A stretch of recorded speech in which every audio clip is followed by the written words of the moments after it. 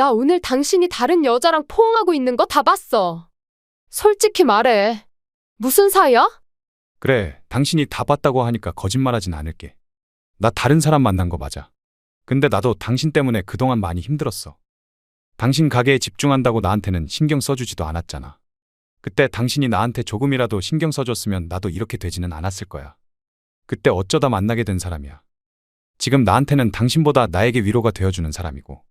어차피 당신한테 못할 짓이라고 생각했는데 다 알게 된 김에 우리 이혼하자. 위자료는 당신이 달라는 대로 줄게. 뭐?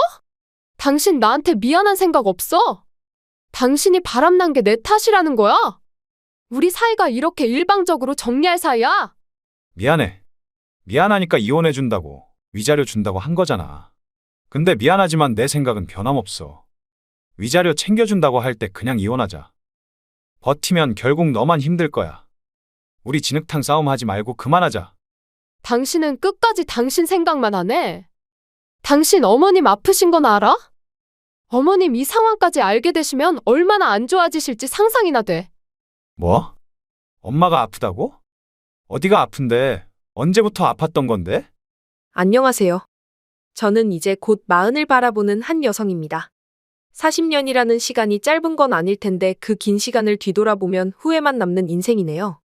지금의 제 모습을 보는 사람들은 남부러울 것 없는 인생이라 생각하겠지만 전 지금까지 제 인생의 잘못된 선택으로 많이 후회하고 반성하고 있습니다. 다른 분들은 선택의 기로에서 잘못된 선택으로 후회하지 않기를 바라는 마음에 제 사연을 보내보려고 합니다. 저는 태어나서부터 엄마와 단둘이서 살아왔습니다. 저의 친부라는 사람과 엄마는 20살이라는 어린 나이에 우연히 만나게 되었고 짧았지만 진정으로 사랑하며 연애를 했다고 해요. 그러던 중 두 분이 예상치 못하게 저를 갖게 되었고 처음 자신만만하게 엄마와 저를 책임지겠다던 아버지란 그 사람은 어느 날 엄마를 위해 떡을 사오겠다며 나가서는 그날로 증발하듯 모습을 감췄다고 합니다. 엄마는 아버지가 돌아올 거라며 믿고 계셨지만 몇 달을 기다려도 소식조차 없는 모습에 어쩔 수 없이 친정할머니 댁으로 들어가게 되었죠. 다 큰 처녀가 식도 올리기 전에 임신을 하였고 그마저도 아예 아버지란 사람이 도망을 가서 홀로 돌아왔으니 할머니께서는 당연하게도 난리가 나셨다고 합니다. 너 꼴이 이게 뭐야? 엄마 미안해 이런 모습 보여서. 아니 그건 그렇다고 치더라도 너 애 아빠란 놈은 어디 가고 혼자서 온 거야? 미안해 엄마. 내가 사람을 잘못 봤나 봐. 비록 갑작스레 혼자서 임신을 해서 돌아온 미련한 자식이지만 할머니에게 하나뿐인 딸이었기에 정성 들여 보살펴 주셨다고 해요. 사실 할머니께서도 젊은 나이 할아버지께서 병환으로 일찍 돌아가셔서 과부가 되셨던지라 자신과 닮은 것 같은 딸의 모습에 가슴이 많이 아프셨을 겁니다. 그렇게 많은 우여곡절 끝에 태어난 저는 다행히 할머니와 엄마의 사랑을 가득 받으며 행복한 어린 시절을 보냈습니다. 비록 다른 집들에 비해서 넉넉한 가정 형편은 아니었지만 저에게는 경제적인 면이 그다지 중요하지 않았어요. 비슷한 형편들을 가진 동네라서 그런지 특출나게 부자인 집도 없었고 어린 나이다 보니 돈에 대한 중요성도 잘 몰랐거든요. 다만 학교를 다니고 나서부터 집안 형편을 제대로 알게 되었기에 저는 남들보다 좀 더 일찍 철이 들게 되었습니다. 할머니와 엄마가 저를 위해 고생이 많으시다는 것을 알았던 저는 학교 공부에도 그다지 관심이 없어 일찍이 아르바이트를 시작했습니다.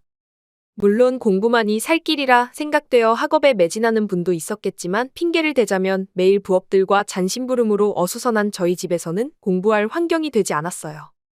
그러다 보니 엄마에게 도움이 되려고 제 앞가림 정도는 하고 싶었습니다. 물론 어린 나이라 제대로 된 시급도 받지 못했지만 그 정도로도 만족스럽게 생각하며 아르바이트를 시작했죠. 아르바이트를 시작하자 그때 또래 친구들에 비해 넉넉해진 지갑 사정과 집안에 도움이 된다는 생각에 저는 만족스럽기만 했습니다. 할머니와 엄마께서도 딸 자식의 학업의 중요성을 알고 계셨지만 당장 제가 벌어오는 돈들이 현실적으로 도움이 되었기에 그만두라는 말을 쉽사리 할 수 없으셨어요. 그러다 보니 자연스럽게 실업계 고등학교를 가게 되었고 일찍부터 사회로 나갈 준비를 하게 되었습니다. 어린 시절부터 빵이라면 사족을 못 쓸 정도였던 저는 제빵사를 꿈꾸며 제과제빵 전문반을 다니게 되었죠. 방학 때는 학교에서 알선해준 동네 빵집에서 새벽 5시부터 저녁 7시까지 14시간 넘는 시간 동안 일을 하며 50만 원 정도를 받았던 것 같아요. 빵을 만드는 일은 즐거웠지만 정말 고단한 일이었습니다. 그래도 흥미를 가진 일을 하면서 돈을 벌 수 있다는 게 많이 행복했습니다. 더군다나 제가 꿈꾸는 일을 배울 수 있었고 덤으로 빵까지 얻어먹을 수 있었으니 그때는 뭐든 행복하기만 했죠. 그러던 사이 할머니께서 고령의 연세로 인해 돌아가시게 되었고 결국 엄마와 우리 두 모녀만 세상에 남은 채 살아가게 되었습니다. 우리 모녀는 일에 쫓겨 서로를 잘 볼 수 없는 환경에도 서로를 끔찍하게도 챙겨줬습니다. 엄마 밥은 챙겨 먹었어? 그럼 우리 딸이 엄마 도시락에 빵까지 챙겨줘서 맛있게 잘 먹었지. 알았어, 엄마. 오후도 힘내고 이따 또 연락할게. 매시간 쉬는 시간마다 서로에게 하루의 안부를 묻는 문자를 하고 일에 쫓겨 직접 건네주진 못해도 식탁에 항상 선물이나 편지 등을 올려놓으면서 그 마음을 조금이라도 표현했죠. 쉬는 날도 서로에게 맞춰서 쉬며 무엇이든지 항상 둘이 같이 하면서 지냈습니다. 왜 그런지 모르겠지만 저는 친구들보다는 엄마와 같이 노는 게 좋았어요. 별것 아니라도 같이 한 공간에 있는 것만으로도 마음이 안정되었고 재미있었습니다. 그런 단짝 같은 저희 모녀도 제가 20살이 되면서 떨어지게 되었습니다. 좀 더 많은 돈을 벌고 싶었던 저는 월급을 많이 주던 제빵 공장으로 취직을 하게 되었고 기숙사가 있던 곳이다 보니 제가 그곳에 들어가 생활하게 되었죠. 처음으로 제대로 하는 사회생활이 겁도 났고 무엇보다 엄마와 떨어진다는 게 가장 마음에 걸렸지만 많은 돈을 벌어 엄마와 함께 운영할 가게를 열고 싶었던 저는 그 꿈을 하루라도 빨리 이루기 위해 공장으로 떠나게 되었습니다. 처음으로 떨어지게 된 엄마와 저는 한동안 서로가 그리워 참 많이 힘들었어요. 별것 아닌 일인데도 저를 위로해줄 엄마가 없다는 생각에 혼자 기숙사 화장실에서 울기도 많이 울고 쉬는 날이면 곧장 엄마에게 달려갔습니다. 엄마는 제가 귀찮을 법도 할 텐데 아무 말 없이 항상 제 칭얼거림을 잘 받아주셨습니다. 하지만 엄마와 떨어져 생활하는 공장 생활도 익숙해지다 보니 결국 어쩔 수 없이 제 몸이 힘든 게 우선이 되어버렸어요. 언젠가부터 휴일에는 집에 가기보다는 기숙사에 남아 쉬거나 동료들과 시간을 보냈고 바쁜 일상을 지내다 보니 점점 엄마에게 무신경해졌습니다. 그러던 어느 날 엄마에게 먼저 전화가 걸려왔어요. 민경아, 많이 바쁘니? 아니, 지금 일 끝나서 숙소 들어가고 있어. 그래, 일 많이 힘들지? 괜찮아. 근데 무슨 일로 전화했어? 그게 엄마가 이런 말 전해서 미안한데 너가 이번 주말에 집에 좀 와주면 안 될까? 엄마 암인 것 같대. 이번 주에 정말 진단 받아봐야 한다고 해서 미안하다 민경아. 일하느라 바쁠 텐데. 언제까지 제 옆에서 건강한 모습으로 있을 것만 같았던 엄마가 저에게 미안하다며 자신의 병을 조심히 알려오는 모습에 저는 하늘이 무너지는 것만 같았습니다. 뭐가 바빠 자신한테 무심하냐고 화를 내었으면 가슴이라도 조금 덜 아팠을 텐데 되려 저에게 미안하다며 시간을 내달라는 부탁을 하는 엄마의 목소리에 가슴이 찢어질 듯 아팠습니다. 그간 엄마에게 무신경했던 저를 자책했고 제발 오진이기를 바랬습니다. 금요일 일을 마치자마자 집으로 간 전 저를 웃으며 반겨주는 엄마를 보자 다시 한번 무너졌습니다. 엄마 왜 웃고 있어? 이제서야 왔다고 혼이라도 내고 화라도 내야지 왜 웃고 있냐고. 내가 우리 딸한테 왜 화를 내? 우리 새끼 엄마 아플까봐 얼마나 걱정했는지 아는데. 엄마 괜찮으니까 울지 말고 어서 들어와. 엄마가 빨리 밥 차려줄게. 너 바로 온다고 밥 안 먹고 왔지? 자신의 아픔과 힘든 모습을 저에게 숨기는 엄마를 보게 된 저는 정말 미칠 것만 같았습니다. 하지만 그때까지도 저는 암이 아닐 거라고 스스로를 속였지만 의사의 암 판정 결과를 받고 나서야 현실을 직시하게 되었죠. 엄마는 마음의 준비를 할 시간도 없이 바로 항암 치료를 시작하게 되었고 저는 연차와 월차를 쓰며 엄마를 보살피기 시작했습니다. 하지만 그것도 잠시뿐 감당하기 힘든 병원 치료비와 입원비 때문에 저는 어쩔 수 없이 엄마 곁을 떠나 다시 일을 할 수밖에 없었습니다. 엄마를 병원에 두고 일을 하는 게 죽기보다 싫었지만 엄마를 살리려면 무엇보다 돈이 필요했습니다. 그렇게 저는 병원비 때문에 매일 잔업까지 맡아 일을 하며 잠깐 시간만 나면 엄마를 찾아가 상태를 확인했죠. 힘든 항암 치료를 받으면서도 제가 오면 아픈 줄도 모르고 자를 반겨주는 엄마를 보면서 저는 늘 스스로를 원망했습니다. 이럴 줄 알았으면 돈 벌겠다고 공장 가지 말고 엄마 곁에 있을 걸 하는 생각이 들었죠. 그전에도 서로 일한다며 바빠서 같이 보낸 시간도 짧은데 돈이 뭐가 그리 중요하다고 엄마 곁을 빨리도 떠났는지 저는 그제서야 늦은 후회가 들었어요.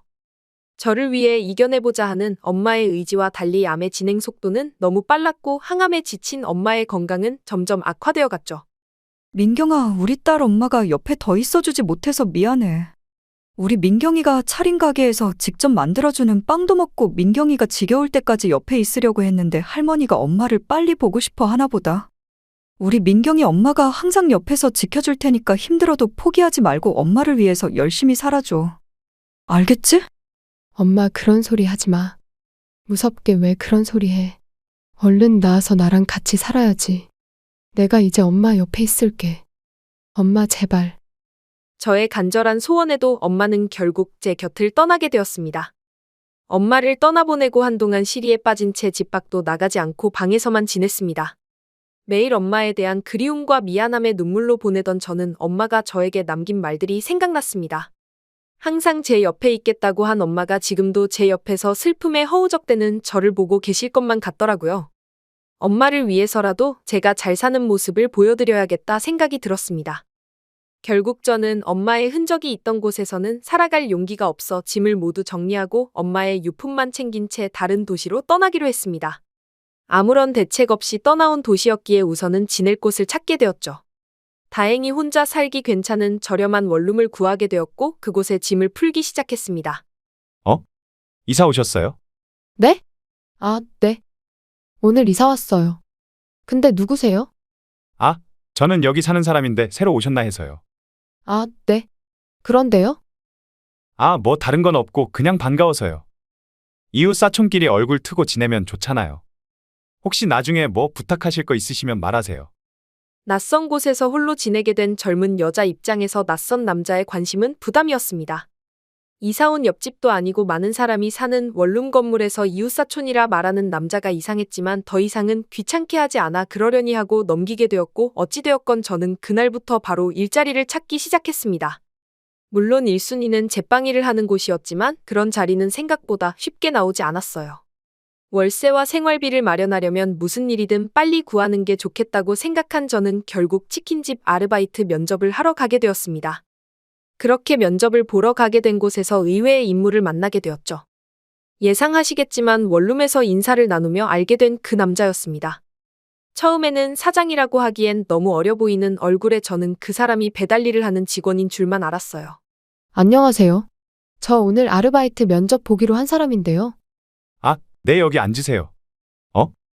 저기 저희 건물에 새로 이사 오신 분 맞죠? 어떻게 여기 계세요? 제가 여기 사장입니다. 세상 좁네요. 우리 가게 아르바이트 지원하셨구나. 네? 사장님이요? 어쨌든 반가워요. 이것도 인연이네요. 그쵸? 아무리 한 동네라도 그런 우연이 며칠 사이로 겹칠 수 있을까 싶어 신기했습니다. 그렇게 우연한 인연으로 만나 그곳에서 일하게 된 저는 치킨집 사장이었던 제도 씨에게 많은 도움을 받게 되었습니다. 먼 곳에서 이사와 연고도 없이 혼자 사는 걸 알고 있던 제도 씨는 그런 저를 많이 챙겨주었습니다. 연고가 없는 저를 위해서 틈만 나면 동네를 알려주었고 반찬들도 나눠주고 혹시 혼자라 식사라도 거르지 않을까 밥도 같이 먹어주었죠. 처음에는 평범하게 챙겨주던 제도 씨는 점점 사소한 것까지 챙겨주며 저에게 이성적인 관심을 표현하기 시작했습니다. 사실 처음에는 그 모습이 많이 불편했어요. 아무래도 제가 월급을 받으며 일을 하는 곳이었고 알게 된 지도 얼마 안 되는 사람의 관심이 고맙기보단 부담스럽기만 했습니다.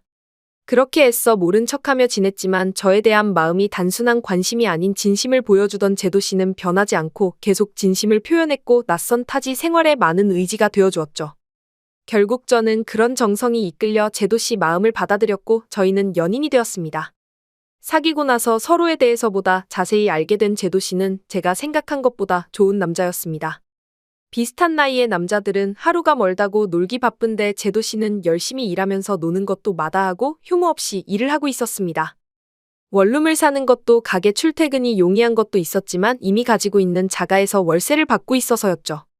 일찍 돈을 모아서 자기 집까지 가지고 있는 사람이 편한 집 놔두고 불편한 원룸살이를 하는 것도 대단해 보였습니다.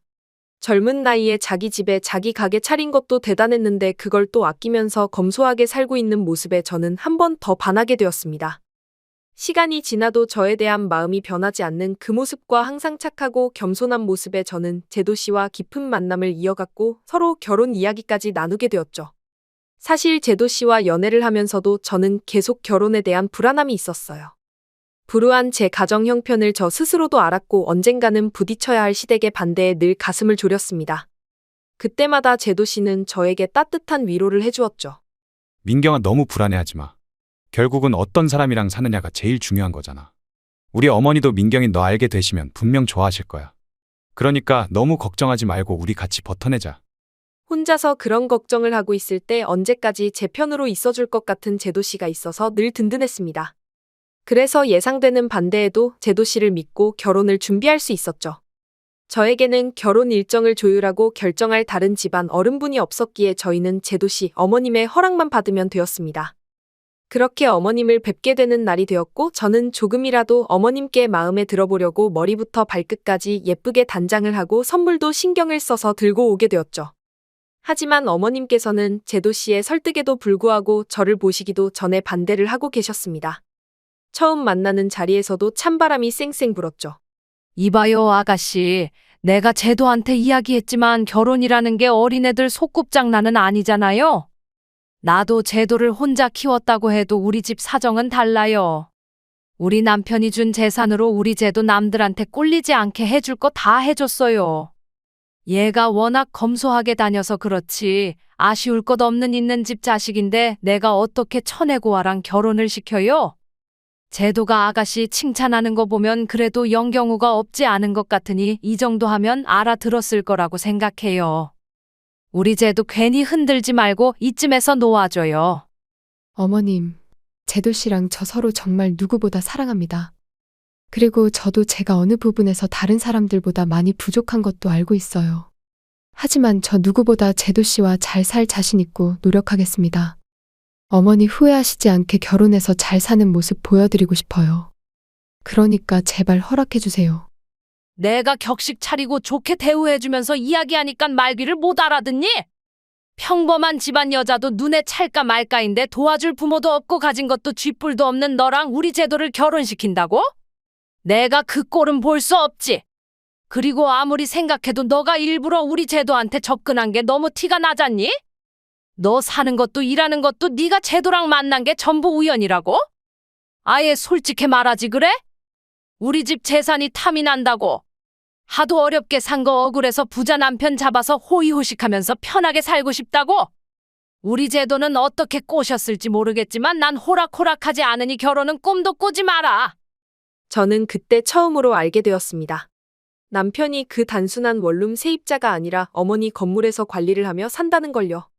하지만 제가 몰랐다는 사실은 중요하지 않았어요.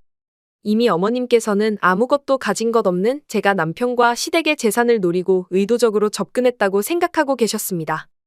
그 이후로 몇 번이나 찾아가 뵙고 제 진심을 보여드렸지만 어머님께서는 쉽게 마음을 허락하시지 않으셨습니다. 그렇게 어머님의 반대 속에서 저희는 2년이라는 시간을 더 버텼습니다. 굳건하신 어머님도 결국 아들을 꺾을 수 없었는지 결혼을 허락하셨고 우리는 결혼을 할 수 있었습니다. 비록 남편의 가족들과 하객들로 이루어진 반쪽짜리 결혼식이었지만 그래도 저는 행복했습니다. 다른 누구보다 남편만 옆에 있어주면 되었거든요. 저는 저에게 가족이 생긴 게 그 무엇보다 행복했습니다. 특히 우리 엄마를 닮은 시어머님이 이유 없이 좋았어요. 물론 어머님은 결혼 후에도 저를 계속 싫어하셨지만 말이죠. 어머니 저 왔어요. 제가 집에서 빵 좀 해왔는데 좀 드셔보세요. 너는 아무리 어른이 안 계셔서 못 배웠다고 해도 내가 네 친구도 아니고 어디 시어머니 집을 내 마음대로 불쑥불쑥 찾아오니? 죄송해요. 아까 남편이랑 통화하는 거 듣다 보니 어머님이 심심해 하시는 것 같아서요. 어머님 저번에 보고 싶다고 하시는 영화 빌려왔는데 제가 만든 빵 드시면서 같이 봐요. 됐다, 일 없다. 나도 나가봐야 하니 그냥 돌아가라. 그리고 우리 아들은 혼자 일하는데 너는 놀고 있니? 준비 다 하고 왔고 잠시 짬이 나서 왔는데 그런 빵은 식탁 위에 놓고 갈게요. 이따가 드세요. 아 맞다. 어머니 우유 있어야 빵 드시죠? 제가 나가서 금방 사올게요. 아유, 적당히 하고 그냥 가라 얘. 너는 눈치도 없니? 영화고 빵이고 간에 나 할 일도 많으니 귀찮게 하지 말고 시간 있으면 집이나 가라. 그리고 치킨집 하는 애가 빵만 만들고 뭐하니? 그렇게 할 거면 빵집을 하던가. 다 됐고 집이나 가거라. 매번 어머니를 뵈러 갈 때마다 저를 구박하셔도 저는 어머니에게 가까워지려고 노력했습니다. 제가 계속 노력하다 보면 어머니도 언젠가는 제 진심을 알아주실 거라고 생각했어요. 그렇게 저는 어머니의 인정을 받으려 시댁도 왔다 갔다 하면서 노력하며 남편 간의 행복한 신혼생활을 즐겼습니다. 결혼 후에 저희 부부는 이전부터 일하던 치킨집을 함께 운영하게 되었죠. 하지만 점점 많아지는 경쟁업체들로 인해서 매출이 줄어들기 시작했습니다.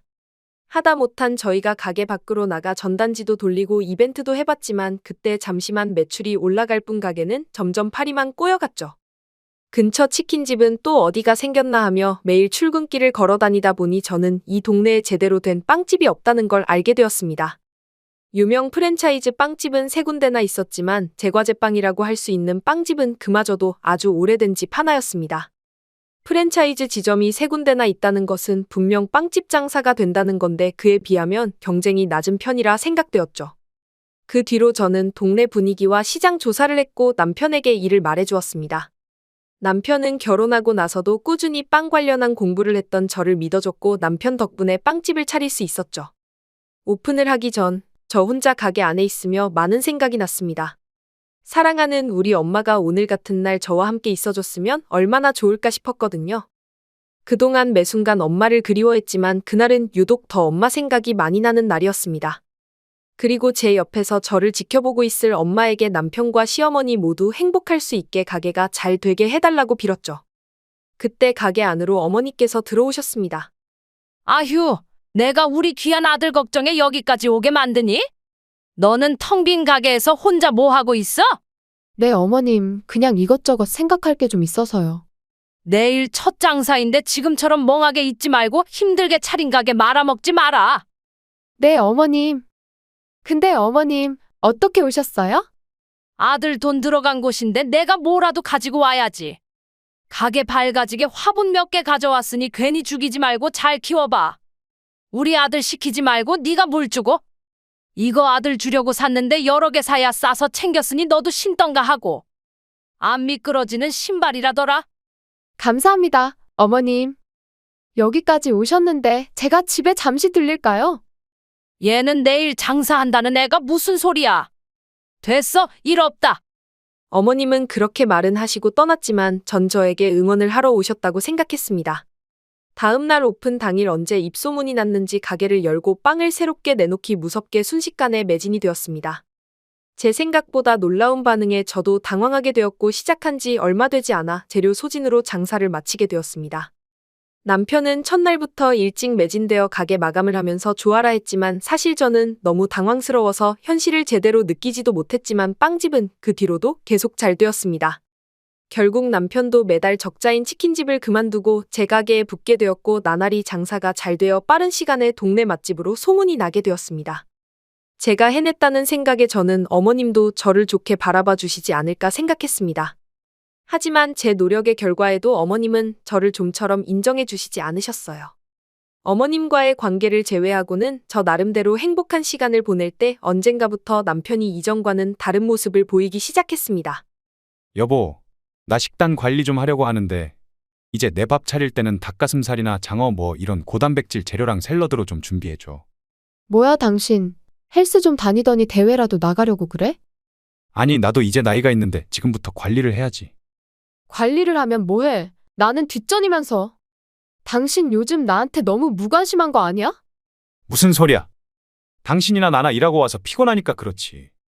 어쨌든 나 식단 관리해야 하니까 당신이 준비 좀 해줘, 알겠지? 남편은 나이가 먹으니 이전 같지 않다며 떨어지는 체력을 키워야겠다고 운동을 시작하게 되었죠. 그때는 단순히 자기 관리를 한다고 생각했고 열심히 하는 남편의 모습이 보기 좋았죠. 하지만 변해가는 남편의 몸처럼 다른 변화들도 제 눈에 보이기 시작했습니다. 결혼 초부터 한 번도 도와주지 않던 빨래를 시키지도 않았는데 자기가 먼저 나서서 하기 시작했고 어느 날부터 제 화장대 한 구석에 남성 피부 용품들이 늘어나기 시작했습니다. 여보, 이게 뭐야? 당신 이제 화장품도 발라? 아, 그때 애들 모였는데 내 피부 가지고 하도 뭐라 하잖아. 그래서 관리 좀 해야겠다 싶었지. 나한테 물어보기라도 하지. 당신 화장품 아무것도 모르면서 어떻게 사왔어? 그래도 필요한 거 알아서 잘 샀네. 쓸데없는 것도 없고. 누구랑 가서 샀어? 영석 씨? 태영 씨? 걔네가 골라줬어. 평소 화장품이라고는 선크림은커녕 로션도 바르기 싫어하던 남편이 손수 화장품을 사온 게 이상하기는 했습니다. 하지만 바쁜 일상에 치여 남편의 변화를 깊이 알아차리지 못했네요. 게다가 그쯤 남편의 변화를 알아차리지 못할 수밖에 없는 큰일이 있었어요. 언젠가부터 자꾸 소화가 안 된다고 하시는 어머님이 마음에 걸려 저는 멀리 있는 대학병원에 진찰을 예약했습니다. 몇 번이나 같이 가자는 제 부탁에도 계속해서 거절하시는 어머님을 겨우 이끌고 간 자리에서 어머님께서는 저희 엄마와 같은 대장암 판정을 받으셨습니다. 그 얘기에 저는 하늘이 저한테 장난이라도 치는 건가 싶었습니다. 엄마를 병으로 잃었는데 어머님에게 또 같은 병이라니. 예상하지 못한 병명에 어머님께서도 큰 충격을 받으신 모습이었습니다.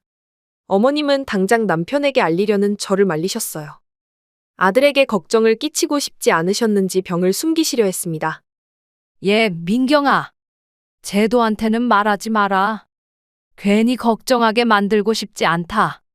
병원이야 나 혼자 다녀도 되고 보호자가 꼭 필요하면 그때 너만 부를 테니 너도 그때 제외하면 신경 쓰지 말고. 애미가 돼서 너희들 힘들게 하지 않을 테니까. 무조건 제도한테는 비밀이야. 몇 번이고 저에게 확언을 받으시는 어머님 때문에 저도 결국 남편에게 그 사실을 이야기할 수 없었습니다. 엄마와 같은 병에 걸리신 어머님이 걱정되었고 혹시나 어머님까지 잃게 될지도 모른다는 불안감이 절 엄습했습니다. 어머님은 괜찮다고 하셨지만 저는 도저히 아프신 분을 혼자 놔둘 수 없었고 어머님 치료 때마다 제가 따라다니기로 했습니다. 그러다 우연히 어느 여자와 다정하게 포옹하고 있는 남편을 보게 되었습니다. 그날도 어머님의 항암 치료를 받고 댁으로 모시고 가는 길이었어요. 어머님은 그날따라 항암 치료를 힘들어하셨고 치료가 늦게 끝나게 되었습니다. 그러면서 가게로 복귀가 늦어졌고 남편에게 핑계를 대려고 전화를 하고 있었죠. 그런데 남편이 가게에서 한참 멀리 떨어진 그곳에 있는 걸 보게 된 겁니다. 당신 어디야? 손님 없어서 잠시 나왔어. 우리 쓰는 밀가루 미리 가져오려고 지금 밖에 나와 있어. 곧 들어갈 거야. 당신 일은 잘 보고 왔어? 응, 잘 보고 왔어. 그렇구나. 그러면 당신 지금 가게에 있는 거면 나 다른 일도 볼 겸해서 좀 이따가 들어가도 돼? 응, 알았어. 그래, 이따 봐. 저와 통화를 하고 있는 걸 보니 앞에 있는 남자는 제 남편이 맞았습니다. 다행히 어머님은 남편을 보지 못했고 저 또한 당황스러워 바로 집으로 돌아가게 되었죠. 가게로 돌아가 일찍 문을 닫고 그곳에서 여러 생각을 하게 되었죠. 우선은 남편과 이 문제에 대해서 확실하게 대화를 나누고 싶었지만 고민되는 것들이 너무 많았습니다. 혹시 외도가 맞고 이혼을 하게 된다면 이제서야 안정된 제가 얼마나 흔들릴지 몰랐고 암 투병 중이신 어머님께서 얼마나 큰 충격을 받으실지 가늠할 수 없었습니다. 그러다 보니 제 스스로 남편의 외도가 잠깐의 흔들림이라고 생각했던 것 같아요. 나에 대한 마음만 변하지 않는다면 단순한 호기심으로 시작된 외도는 한 번 정도는 이해해 줄 수 있었습니다. 남편을 용서하려 마음먹은 저는 집으로 돌아온 남편에게 직접적으로 물어보았죠. 나 오늘 당신이 다른 여자랑 포옹하고 있는 거 다 봤어. 솔직히 말해. 무슨 사이야? 그래, 당신이 다 봤다고 하니까 거짓말하진 않을게. 나 다른 사람 만난 거 맞아. 근데 나도 당신 때문에 그동안 많이 힘들었어. 당신 가게에 집중한다고 나한테는 신경 써주지도 않았잖아. 그때 당신이 나한테 조금이라도 신경 써줬으면 나도 이렇게 되지는 않았을 거야. 그때 어쩌다 만나게 된 사람이야. 지금 나한테는 당신보다 나에게 위로가 되어주는 사람이고. 어차피 당신한테 못할 짓이라고 생각했는데 다 알게 된 김에 우리 이혼하자. 위자료는 당신이 달라는 대로 줄게. 뭐? 당신 나한테 미안한 생각 없어? 당신이 바람난 게 내 탓이라는 거야? 우리 사이가 이렇게 일방적으로 정리할 사이야? 미안해. 미안하니까 이혼해준다고, 위자료 준다고 한 거잖아. 근데 미안하지만 내 생각은 변함없어. 위자료 챙겨준다고 할 때 그냥 이혼하자. 버티면 결국 너만 힘들 거야. 우리 진흙탕 싸움 하지 말고 그만하자. 당신은 끝까지 당신 생각만 하네. 당신 어머님 아프신 건 알아? 어머님 이 상황까지 알게 되시면 얼마나 안 좋아지실지 상상이나 돼. 뭐? 엄마가 아프다고? 어디가 아픈데? 언제부터 아팠던 건데? 남편의 뻔뻔한 모습에 저는 결국 어머님의 투병 사실을 알리고 말았습니다. 그리고 하나뿐인 어머님을 모른 척할 수 없었습니다. 남편의 흔들림을 이렇게라도 막고 어머님을 위해서 합심하다 보면 다시 정상적으로 돌아갈 수 있겠다고 생각했죠. 하지만 그건 저만의 착각이었나 봅니다. 남편은 어머님이 돌아가기 전까지만 결혼 생활을 유지하자고 했고 자신의 마음은 변함이 없다고 저에게 통보했습니다. 배신감에 이혼을 생각했지만 여전히 어머님이 마음에 걸렸습니다. 엄마를 허무하게 떠나보내며 했던 그 후회를 다시 하고 싶지 않았어요. 결국 오랜 고민 끝에 저는 이미 마음이 떠난 남편이 아닌 어머님의 편안한 마지막을 위해서 이혼을 잠시 미루기로 했죠.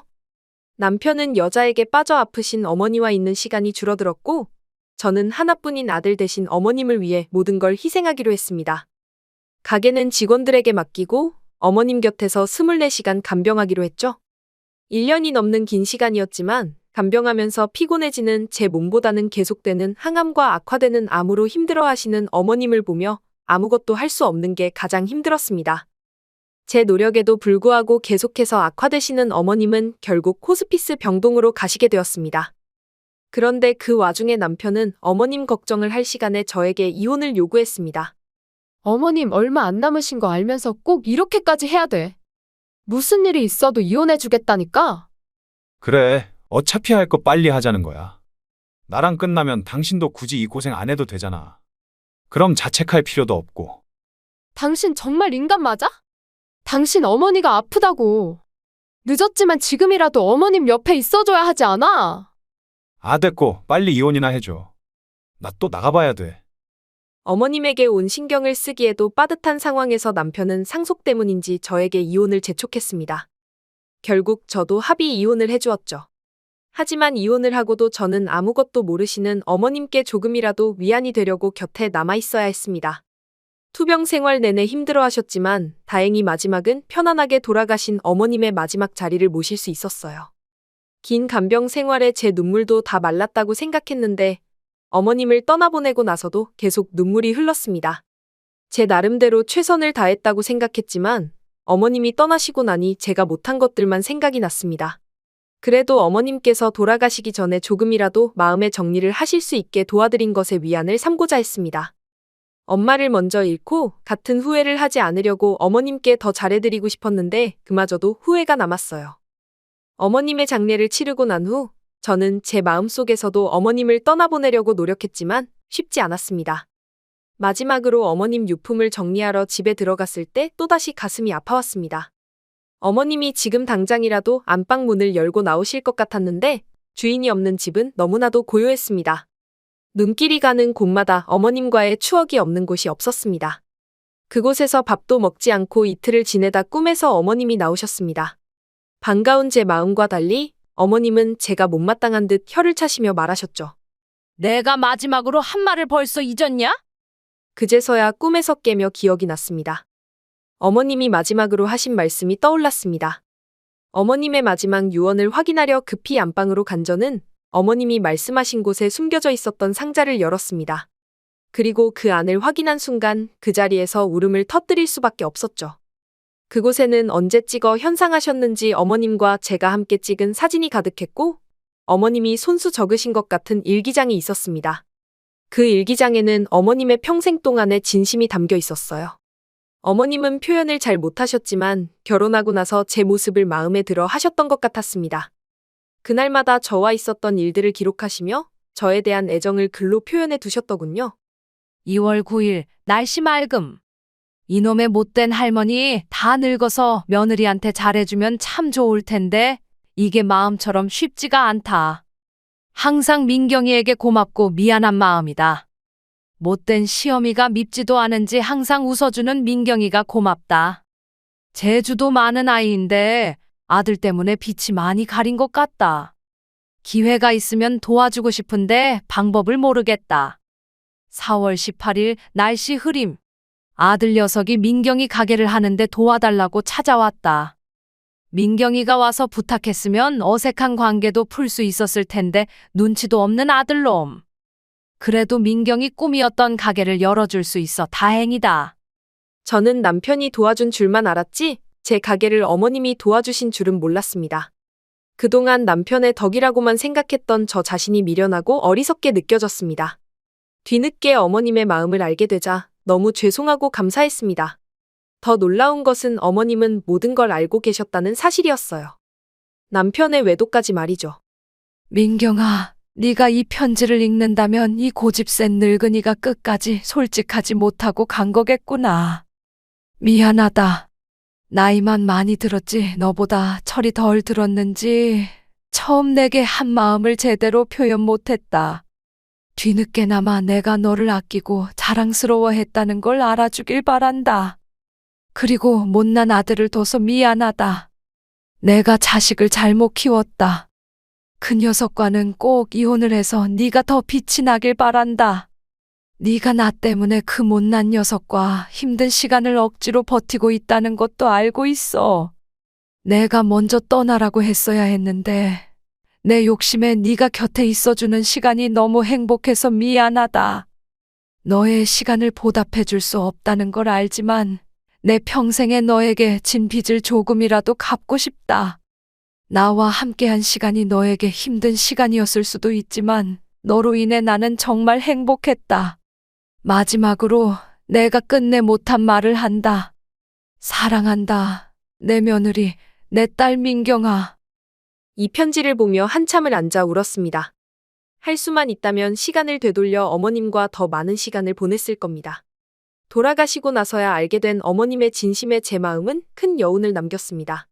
아직 그 여운이 가시기도 전에 남편이 저에게 연락을 해왔습니다. 너 뭐야? 어머니 재산 상속이 이상해.